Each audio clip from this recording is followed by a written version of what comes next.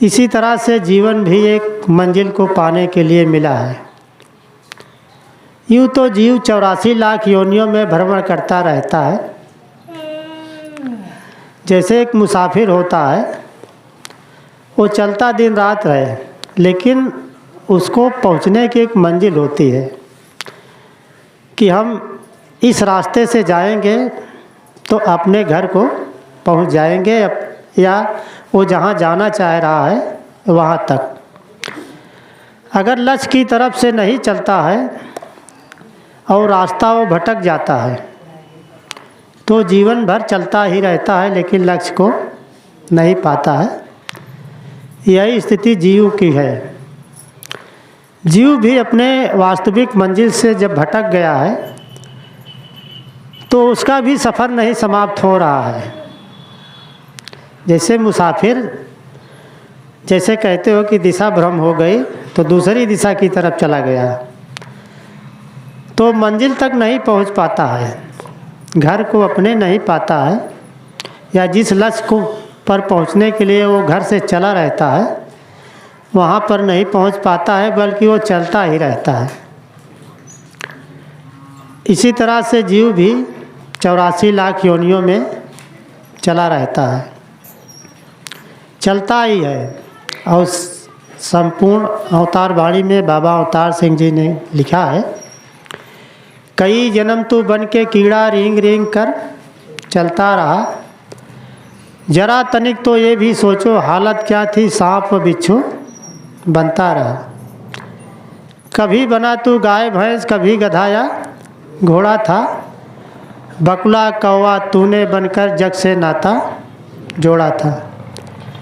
बिष्ठा पर चिल्लाता था, भूल के अपने प्रभु का नाम, कहे अवतार गुरु से मिलकर अब तो पाले अपना धाम। क्यों इन योनियों में भ्रमण कर रहा है? क्योंकि भूल के अपने प्रभु का नाम जब कभी मानव जीवन पाया तो वो अपनी मंजिल को नहीं पाया, फिर वो भटक गया रास्ता। इसी मंजिल को दिखाने के लिए समय का सद्गुरु आता है और आवाज़ देता है कि आप जिस मंजिल को पाने के लिए तू चला है, तुझे मानव जीवन मिला है, 84 लाख योनियों में सबश्रेष्ठ आपको बताया गया है, और आप कहते हो कि बड़े भाग मानुष तन पावा, सुर दुर्लभ सद ग्रंथें गावा। इस बात को समय का सद्गुरु त्रेता युग में जब आया था भगवान श्री राम के रूप में, तो भी वही बताया था कि बड़े भाग मानुष तन पावा। लेकिन बात यही है, सोई सेवक प्रीतम मम सोई, मम अनुशासन माने जोई। वही सेवक मुझको सबसे अधिक प्रिय है जो मेरे आदेश को मानता है। जो आज समय का सद्गुरु का आदेश आता है, जो मान लेता है, वही सद्गुरु का सबसे प्यारा शिष्य होता है। सद्गुरु का वो प्यारा सेवक 5 प्राणों का पहरा दे। सद्गुरु का वो प्यारा सेवक सेवा करे नम्रता से। 5 प्राणों का पहरा देना यानी 5 प्राणों के अंदर ही आपको रहना है। जब 5 प्राणों के अंदर रहोगे तो अपने आप सारी बात मान जाओगे। तो वही बात उन्होंने कहा था समय के सद्गुरु ने कि इसमें कोई प्रभुताई नहीं है, ना अनीत है, जो आपको अच्छा लगे वो कीजिए, और वही मुझे प्रिय है जो मेरे अनुशासन को मानता है। तब उन्होंने कहा कि बड़े भाग मानुष तन पावा, सुर दुर्लभ सद ग्रंथें गावा। ये स्थान जो आपको मिला है बड़े भाग से 84 लाख योनियों में सबसे श्रेष्ठ, ये देवताओं को भी दुर्लभ है।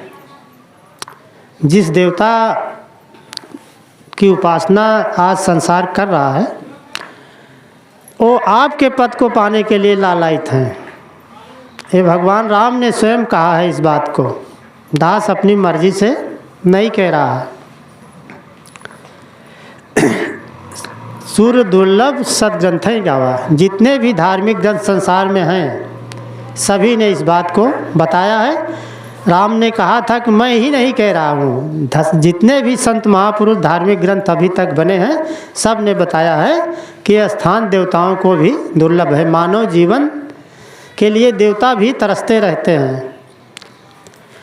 तो साध संगत इसलिए तरसते हैं, साधन धाम मोक्ष कर द्वारा पाए न जे परलोक संवारा। इस साधन का घर है और मोक्ष का दरवाज़ा है। इसे पाकर जिसने परलोक को नहीं संवारा, यानी अपनी मंजिल को नहीं पाया, परलोक को संवारना यानी मंजिल को नहीं पाया।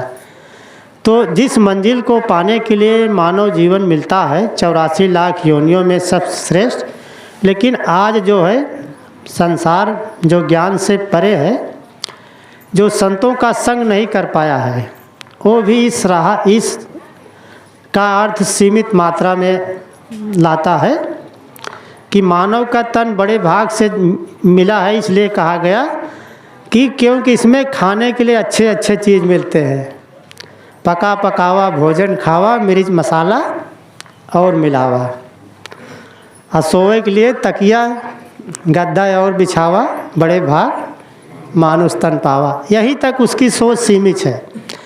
लेकिन जब समय का सद्गुरु स्वयं कह रहा है कि साधन धाम मोक्ष कर द्वारा, इसके लिए नहीं मिला है कि मिर्च मसाला खूब मिलाकर भोजन करने के लिए, साधने का घर है ये, अब मोक्ष का दरवाज़ा है। परलोक को संवारने का समय मिला है, आपको एक चांस मिला है, मौका मिला है। और ये मौका अगर निकल गया हाथ से तो गया समय फिर हाथ न आए, अंत समय पछताएगा। जब संदेशा यम का पहुँचे नैनो नीर बहाएगा। अंतिम समय जब समाप्त हो जाएगा तो फिर रोना धोना काम नहीं होगा। इसलिए समय के रहते संत महापुरुष, समय का सद्गुरु आदेश दे रहा है, समझा रहा है कि आपकी मंजिल, जिस मंजिल के लिए तू आया हो, मंजिल दूर नहीं है। आप जिस मंजिल को पाने के लिए आए हो, यानी परलोक संवारने के लिए, वो समय के सद्गुरु के पास है। जब निरंकार को पा जाओगे, जिस घर से तुम आए हो उसी घर को आप जान जाओगे। जैसे आपको कहीं जाना है, अगर उसका आता पता है आपको, तब तो आप पहुंच सकते हो। अब पता नहीं है तो रास्ता चलते ही रहते हो। तो आपको अपना घर दिखाया जा रहा है, समय का सद्गुरु निरंकार को दिखा रहा है कि आपका असली घर क्या है, असली मंजिल क्या है, आपको किस मंजिल पर पहुंचने के लिए मानव जीवन मिला है, और उसी मंजिल पर हो। तुम मंजिल पर ही खड़े हो, जिस घर को आप खोज रहे हो इसी घर में हो, लेकिन अनजान हो, जान नहीं रहे हो, इसलिए अपने को मंजिल से दूर समझ रहे हो।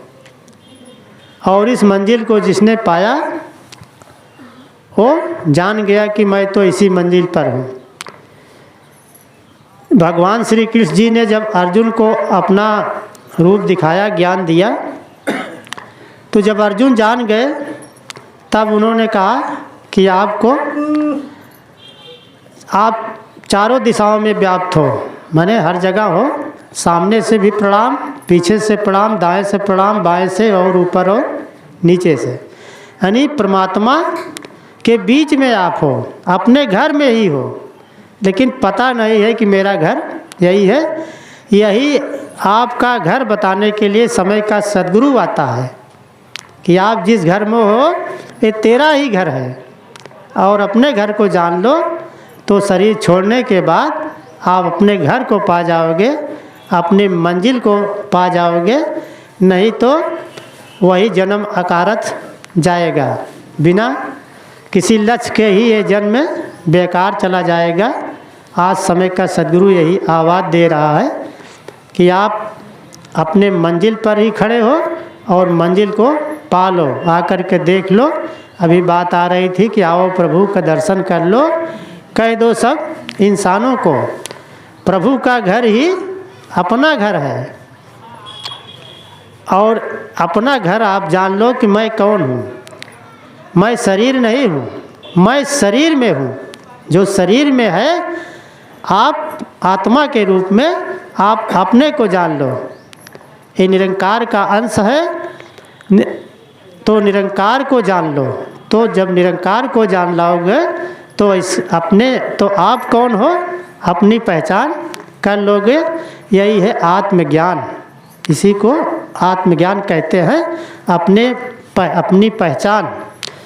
तो आप जान जाओ कि मैं शरीर नहीं हूँ, मैं शरीर में हूँ। और जो नहीं जान पाता है वो कहता है कि मैं शरीर हूँ। शरीर आपकी जो है 5 तत्व की है, ये अपने में विलीन हो जाएगी। लेकिन आप जौन हो वो निरंकार के अंश हो, और जब निरंकार को जान जाओगे तो निरंकार में विलीन होगी, और नहीं तो फिर 84 लाख में वो सफ़र ही करती रह जाएगी। यही समझाने के लिए आज समय का सद्गुरु आया हुआ है, भूले को राह दिखाने के लिए और भटके को सही दिशा बताने के लिए। जैसे कोई भटका रहता है रास्ते में, कोई जानकार से पूछ लेता है भैया हमको इस जगह जाना है, तो बता देता है भाई आप इस रास्ते से कहाँ जा रहे हो, आपको तो इस रास्ते से जाना है, और यहाँ से आगे चलोगे तो मिलेगा, उसके बाद फिर आप अपने लक्ष्य को पहुँच जाओगे। तो आज समय का सद्गुरु भी यही बता रहा है कि अपने प्रभु को देख लो और आप सत्संग सेवा और सुमिरन करते हुए जीवन यापन करो, इसके आदेशानुसार जीवन जियो, तो शरीर छोड़ने के बाद आपको इसी मंजिल में मिल जाना है। लोग कहते हैं कि मोक्ष या स्वर्ग जैसे कहते हैं, ये मरने के बाद मिलता है, लेकिन महात्मा कहते हैं कि जिसने शरीर रहते स्वर्ग और मोक्ष को पाया, वही शरीर छोड़ने के बाद भी स्वर्ग और मोक्ष को पाता है। श्री रामचरितमानस में महात्मा तुलसीदास जी ने लिखा है, सुन समझें जन मुदित मन। इस संतों का जो संग करके जो संतों की बात को सुनता है, और कैसे सुनता है, इधर मुंह करके नहीं कि संत बोल रहे हैं इधर तो मुंह कर लो उधर। सुन समझे जन मुदित मन, प्रसन्न चित्त मन करके। प्रेम जिसे आप कहते हो, प्रेम से कहिए धन निरंकार जी। प्रेम पूर्वक जो संतों की बात को सुनता है, मुदित मन मज्जय अति अनुराग। और इसी वाणी में जो आप संतों की बात सुनते हो, इसको इसी में प्रेम पूर्वक स्नान करता है, यानी इस वाणी को अपने जीवन में उतारता है, सद्गुरु के आदेश को अपने जीवन में धारण करता है। यही है स्नान करना। तो लहाई 4 फल अछत तन साधु समाज प्रयाग। तो इस साधुओं का जो समाज है चलता फिरता प्रयाग, इसमें वो शरीर के रहते अछत तन, शरीर के नष्ट होने के पहले ही वो 4 प्रकार के फल को पा जाता है, धर्म काम अर्थ और मोक्ष। कुछ महात्मा कहते हैं धर्म अर्थ काम और मोक्ष, और कुछ महात्मा कहते हैं धर्म काम अर्थ और मोक्ष। दास पहले यही जानता था काम अर्थ धर्म और मोक्ष, क्योंकि लिखा गया है विद्या ददात विनयम विनयात यात पात्रतात पार्थात धनम प्राप्नो धनात् धर्म तथा सुखम। विद्या से धन प्राप्त होता है, पात्रता आती है, पात्रता से धन प्राप्त होता है, धनात् धर्म। जब धन रहेगा तो धर्म होगा उसी से। भाई सत्संग में आओगे 10 रुपये की नमस्कारी 5 रुपये करना है तो कुछ चाहिए माया ना। तो धन से धर्म होता है तथा सुखम, उसके बाद सुख। लेकिन दास एक दिन संपूर्ण अवतार वाणी पढ़ रहा था, तो उसमें पाया 10 दिशा में हरि को देखो इससे उत्तम धर्म नहीं। परमात्मा को हर दिशाओं में देखा, 10 दिशा में। जैसे अर्जुन ने जब देखा तो हर तरफ से नमस्कार किया, इससे उत्तम धर्म नहीं। जब परमात्मा का ज्ञान आपको मिल गया तो धर्म तो आपको मिल गया। धार्यति धर्मा, इसी को धारण करना ही धर्म है। जो परमात्मा को धारण कर लिया वही सबसे बड़ा धार्मिक है। दसों दिशा में हरि के देखो, इससे उत्तम धर्म नहीं। साधु संत की सेवा करना, इससे ऊंचा कर्म नहीं। अवतार बाणी में बाबा जी ने लिखा कि गुरुमत बसे यदि मन में तो अधरों पर मुस्कान रहे, गुरु की मति बसे यदि मन में तो जीवन बन जाए स्वर्ग समान। अगर गुरु की मति हमारे जीवन में है तो समझो कि हम स्वर्ग का भोग शरीर के रहते ही कर रहे हैं। और चाणक्य जी ने इसी बात को लिखा, यस्य पुत्रो वशीभूतो भार्या छंदान गामनी विभुवे यस् संतुष्टस् तत्स्वर्ग इवै ही, कि जिसका पुत्र आज्ञाकारी हो, यानी परिवार में कलह ना हो। आप यहाँ कहते हो प्रेम से कहिए धन निरंकार जी, तो प्रेम से रहिए घर में धन निरंकार जी, तो प्रेम से घर में रहना भी है। तो जिसका पुत्र आज्ञाकारी हो, भार्या छंदान गामनी, पत्नी भी उसकी इच्छाओं का सम्मान करती हो, विभुवे या संतुष्टस, जो अल्प विभव में यानी अपने परिश्रम की कमाई में जो ईमानदारी के साथ उसको मिल जाए उसी पर संतुष्ट रहता है, तस् स्वर्ग ही, वो इस समय स्वर्ग में ही है। वही है गुरु की मति बसे यदि मन में तो जीवन बन जाए स्वर्ग समान। जो अपने परिश्रम, तो बात दोनों की एक ही है। तो सासंगत, तो स्वर्ग भी शरीर रहते ही मिलता है जिसको, उसको शरीर छोड़ने के बाद भी, और मोक्ष जिसको शरीर रहते ही मिलता है, और तो शरीर छोड़ने के बाद भी। और अगर शरीर रहते 420 फितरत में है तो जैसा कर्म करेगा बंदे वैसा ही फल पाएगा। पेड़ लगाया बबूल का तो आम कहाँ से खाएगा। तो आज समय का सद्गुरु आपको मंजिल तक पहुँचाने के लिए आया है, और मंजिल पर आप खड़े हो और अपनी मंजिल को देख लो। आज संत महापुरुष पूरी दुनिया को जगा रहे हैं। सद्गुरु का आदेश है कि ये संदेशा जन जन तक पहुंचाना है। पूरी दुनिया का कोई भी मानव न अछूता रह जाए इस संदेशा से। बाद में ये ना कह सके कि हाँ हमने इस आपके संदेश को नहीं पाया।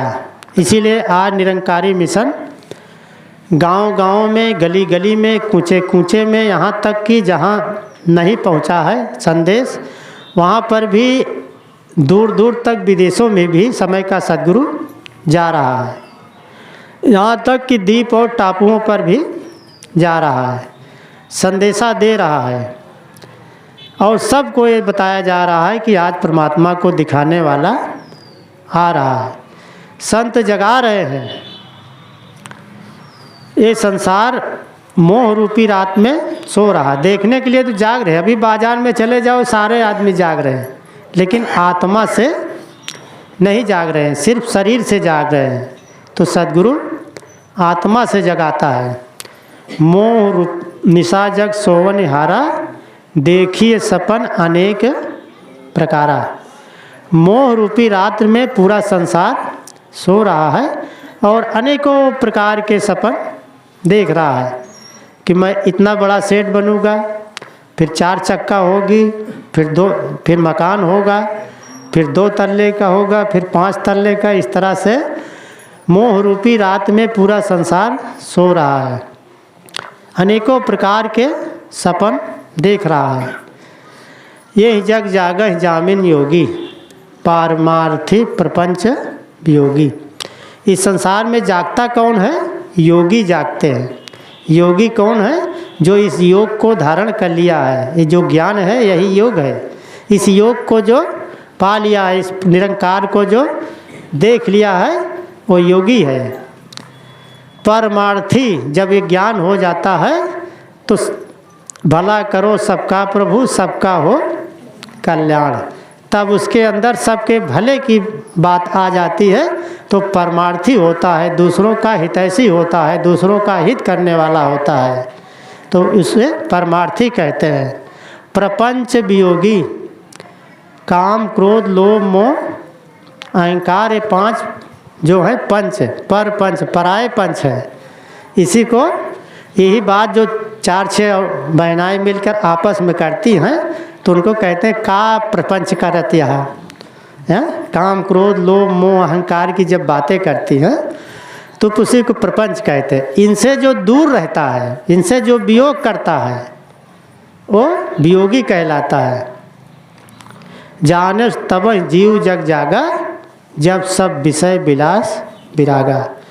जीव को तब जागा हुआ जानना चाहिए, महात्मा को तब जागा हुआ जानना चाहिए कब? जब सब विषय विलास विरागा, सभी विषयों और विलासता से दूर रहे, काम क्रोध लोभ मोह अहंकार से वो दूर रहे, अब विलासतापूर्ण जीवन ना हो। आलस्य निद्रा और प्रमाद एक विलास है। मनुष्य को आलसी नहीं होना चाहिए, निद्रा अधिक सोना भी नहीं चाहिए। अप्रमाद माने विलासतापूर्ण यानी आनंदपूर्ण जीवन भी नहीं होना चाहिए। जीवन सद्गुरु को समर्पित करके होना चाहिए। आदेश आया जो सेवा का सद्गुरु का तो तुरंत तैयार।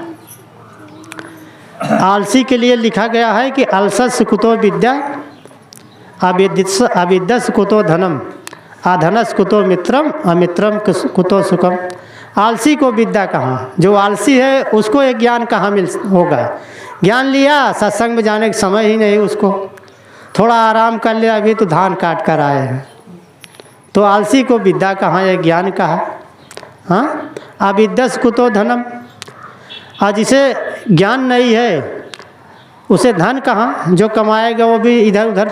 तो आज समय का सद्गुरु जगा रहा है कि ए मानव जाग जा, अब सोने का वक्त नहीं है। अगर जागे तगा तो तब पाएगा, नहीं तो यूं ही हीरा जन्म गंवाएगा।